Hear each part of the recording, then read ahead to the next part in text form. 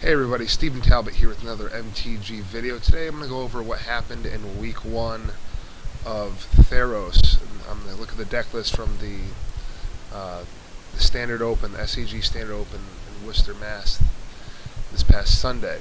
Red deck wins 1, but that's kind of irrelevant. Let's take a look at the top 16, and we'll see what we got. We've got red deck wins, red deck wins, red deck wins, red deck wins. There are 3 different types of red decks. There is the red decks that use, you would call them more of like a big red, a larger red deck like this. The one that won utilized Fanatic of Mogus to basically to win, and the Boros Reckoners, 4 of, really helped against other aggressive decks. Frostborn Weirds on the side also could come in over some of these smaller, maybe Rakdos Calculars. And I can explain the reason why he has certain things like Magma Jet. Magma Jet works very, very well when you have Burning Tree Emissary. You can Burning Tree Emissary, and if you don't have anything else to play that turn, you can Magma Jet and Scry 2 and kind of build up your next draws. Shocks were okay, you can use it, but you still have a green floating. And obviously, Lightning Strike. So, Boros Reckoner was basically what put this deck over the top, I believe. This and Fanatic of Mogus. I believe this card probably did a lot of work. I mean, basically comes in and hits minimum, usually 2 to 4, we'll call it. Usually you're not playing it outright. It's on turn 4, so they haven't Supreme Verdicted yet. And they haven't wiped the board, so you're pretty much good for at least 2 to 4, if not more. If you're talking, turn 3 was a Boros Reckoner, turn 2 was an Ash Zealot, and turn 1 was a Rakdos Calculator. You could be hitting for a lot. Also, the reason why there's 21 mountains and not, excuse me, per se, 2 Mutavaults and 19 mountains was he wanted to basically make sure that he hit all his land perfect for Boros Reckoner and Ash Zealot. He wanted to get those out quickly and efficiently. And a lot of times Mutavault is used against aggressive decks to kind of hold down the fort around turn 4 or turn 5. He felt that Boros Reckoner was strong enough to do that on its own. And obviously having Frostborn Weirds on the side, he understands that he could bring those in, and that could help him in the long run. If we go back and we go look again, we have Azurius, Esper,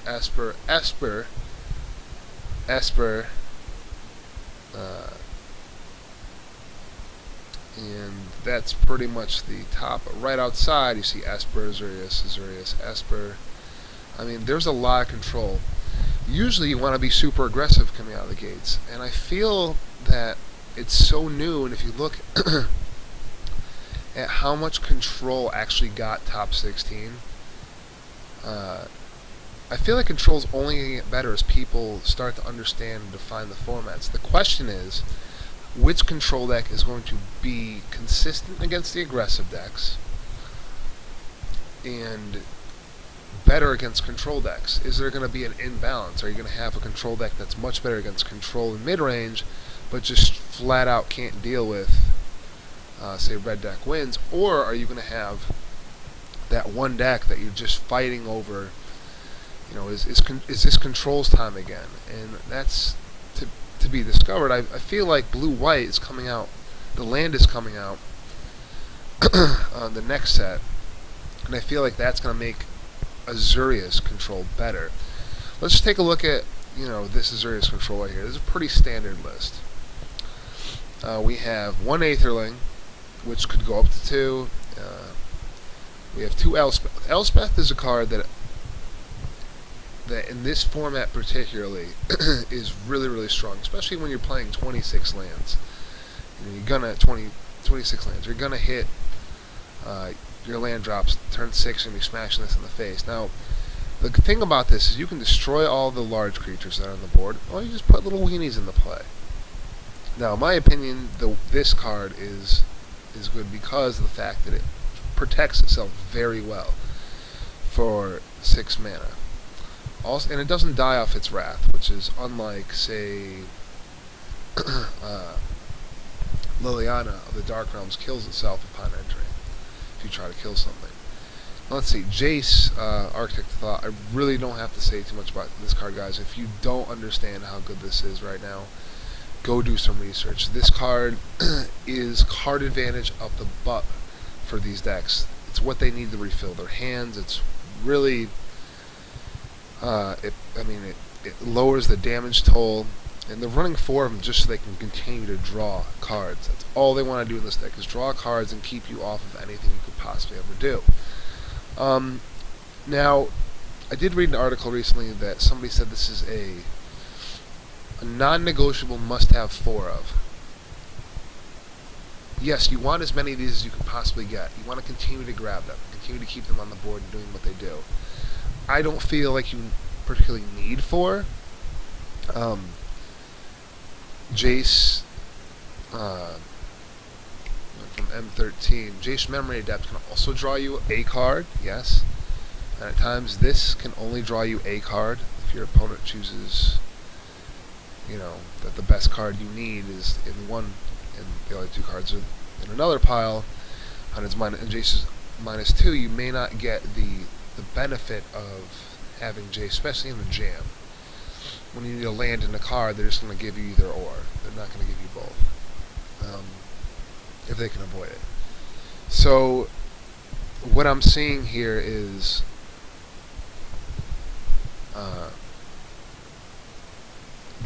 what I'm saying here is that you don't need that many Jaces. But the rest of the deck's pretty standard, and the last thing I want to look at quickly is it's just a mid-range deck, and we'll see what we have going on here with mid-range.